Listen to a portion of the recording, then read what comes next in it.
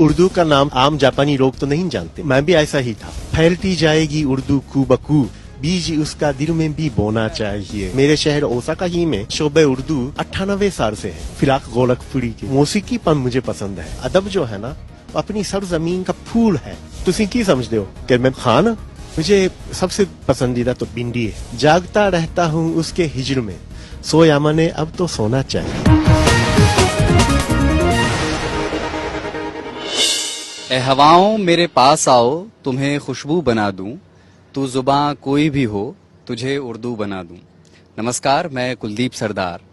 उर्दू एक खूबसूरत ज़ुबान तो है, लेकिन मैं अपने साथ में बैठे हुए शख्सियत की ज़ुबान से जब उर्दू सुनवाऊंगा तो आपको ज़्यादा खूबसूरत लगेगी, क्योंकि वो भारत से नहीं हैं, जापान से हैं, और मैं चाहता हूं कि वो अपना तारुफ आपको पहले खुद ही कराएं। आदाब। मुझे सोया मने कहलाते हैं और मेरा ताल्लुक है ओसाका यूनिवर्सिटी, ओसाका जापान से है। जापान की एक यूनिवर्सिटी में शोबे उर्दू है, वहाँ मैं उर्दू का प्रोफेसर हूँ और इत्तेफाक से गज़ल भी कभी कभी बस शुगर के तौर पर लिख देता हूँ। तो इस बार मुझे ऐसा इत्तेफाक हुआ कि यहाँ एक इदारा है सकाफती जश्न बहार, उन लोगों ने मुझे बुलाया, तो मैं उन लोगों का शुक्रगुजार हूँ और यहाँ आके अपनी गज़ल एक आध में सुना दूँ। बस पता नहीं कि यहाँ के लोगों को कैसा लगे। बहरहाल यहाँ के लोग पहली बात तो इस कॉन्ट्रास्ट को बहुत पसंद करते हैं कि लोग कहते हैं कि लल्लन टॉप आदमी कौन होता है, तो मैं आज मिलवा देता हूँ कि लल्लन टॉप आदमी, लल्लन टॉप शायर हमारे साथ मौजूद हैं।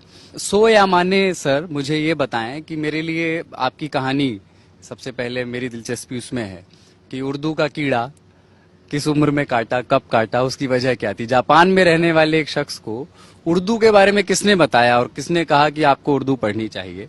फिर इतनी अच्छी उर्दू बोलना आप कहाँ से सीखे? आपकी जुबान इतनी साफ कैसे हुई? उच्चारण इतना अच्छा कैसे हुआ?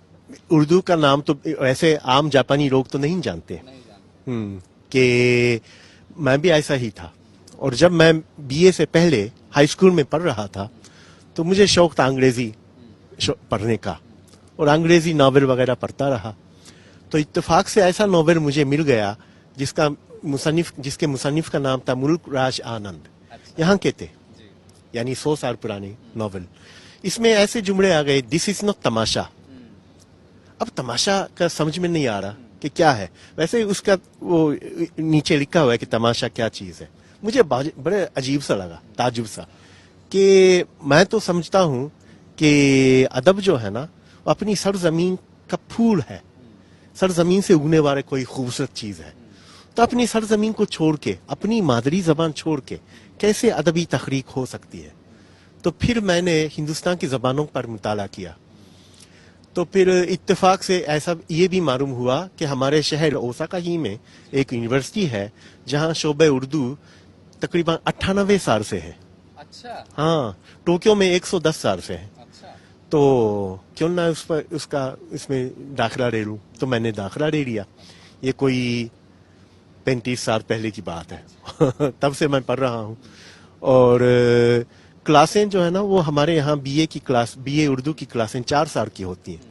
पहले साल में कवायद पढ़ाई जाती हैं, ग्रामर। फिर दूसरे साल में बच्चों की कहानियाँ या पुरानी टेक्स्ट बुक्स वगैरह।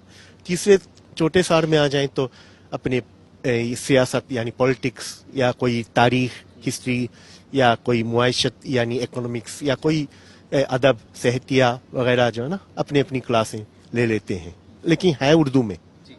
ये इतना अच्छा बोलना कैसे सिखाते हैं? मतलब आपका उच्चारण ना मुझे कॉम्प्लेक्स दे रहा है, तो ये कहाँ से कि मतलब कि सिखाने वाले लोग भी जापान के ही होते हैं? हाँ, ये हमारे यहाँ तालिब इल्मों की तादाद, स्टूडेंट्स की तादाद 20 है।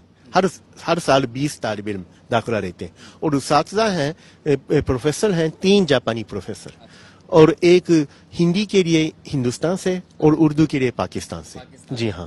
तो वो आपको तलफ्फुज़ वो लेकिन वो काफ शीन का वही मसला है ना कि मेरा तो तलफ्फुज़ अच्छा नहीं है ऐसे इतना, क्योंकि जापानियों के यहाँ लाम और रे का फर्क नहीं है।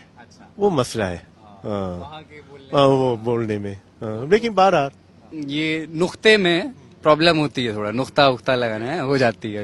اچھا ٹھیک ہے, ایک غزل آپ کی کوئی سنیں گے, اس کے بعد اس بات چیت کو آگے بڑھائیں گے. آپ سے بہت سارے سوال ہیں میرے, آپ کی پرسنل لائف کے بارے میں بھی, اور آپ کے ادبی سمجھ کو لے کر کے, ہندوستان کے شاعروں میں آپ کی جو دلچسپی رہی ہو اس پر بھی. پر اس سے پہلے آپ کی کوئی غزل یا نظم جو بھی آپ سنانا چاہیں. عرض کیا ہے, دوسروں کے غم میں رونا چاہیے, دوسروں کے غم میں رونا چاہیے, تیرا دکھ میرا بھی ہونا چاہیے.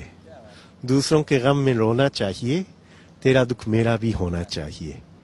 پھیلتی جائے گی اردو کو بکو, پھیلتی جائے گی اردو کو بکو, بیج اس کا دل میں بھی بونا چاہیے. پھیلتی جائے گی اردو کو بکو, بیج اس کا دل میں بھی بونا چاہیے. میرے اشکوں میں تیری تصویر ہو, میرے اشکوں میں تیری تصویر ہو, اور مجھ کو خوب رونا چاہیے.